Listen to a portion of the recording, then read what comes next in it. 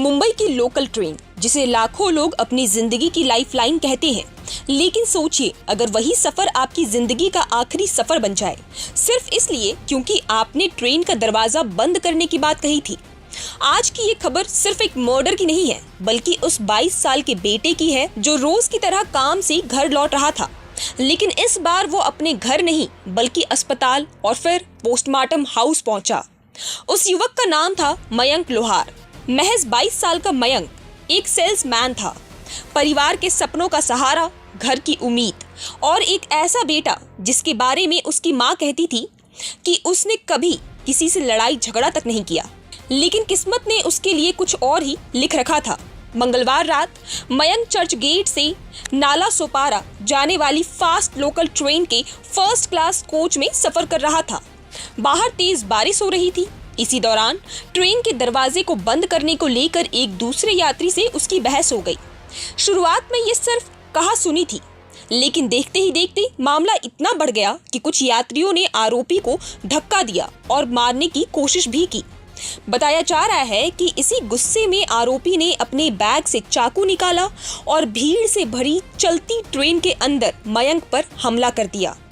हमला इतना अचानक था कि किसी को संभलने का मौका तक नहीं मिला। मयंक वहीं ट्रेन के फर्श पर गिर पड़ा और कुछ ही मिनटों में उसकी मौत हो गई। घटना के बाद जो वीडियो सामने आया उसने हर किसी को झकझोर कर रख दिया है। वीडियो में आरोपी हाथ में चाकू लेकर आराम से ट्रेन के अंदर चलता हुआ दिखाई देता है, जबकि मयंक खून से लथपथ फर्श पर पड़ा हुआ था। सबसे दर्दनाक बात ये रही कि उस वक्त डिब्बे में कई यात्री मौजूद थे, लेकिन कोई भी आरोपी के पास जाने की हिम्मत नहीं जुटा पाया। बाद में आरोपी रोशन सुरवना को मुंबई के कुर्ला इलाके से गिरफ्तार कर लिया गया।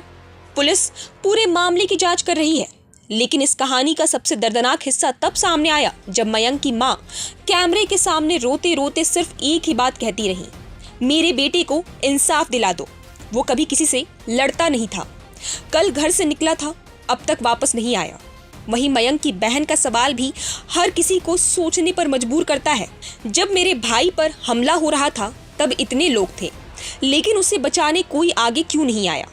एक परिवार का इकलौता सहारा कुछ मिनटों के गुस्से और हिंसा की वजह से हमेशा के लिए खत्म हो गया। मुंबई की लोकल हर दिन लाखों लोगों को उनकी मंजिल तक पहुंचाती है, लेकिन मयंक लोहार के लिए यही सफर उसकी जिंदगी का आखिरी सफर बन गया। एक छोटी सी बहस, कुछ सेकंड का गुस्सा और एक पूरा परिवार हमेशा के लिए उजड़ गया। फिलहाल आरोपी पुलिस की गिरफ्त में है और मामले की जांच जारी है। आप इस घटना को कैसे देखते हैं? अपनी राय हमें कमेंट सेक्शन में जरूर दें और ऐसी अपडेट्स के लिए जुड़े रहें हमारे साथ। आप देख रहे हैं प्रभात खबर। प्रभातखबर.com, विश्वास वही, रफ्तार नहीं।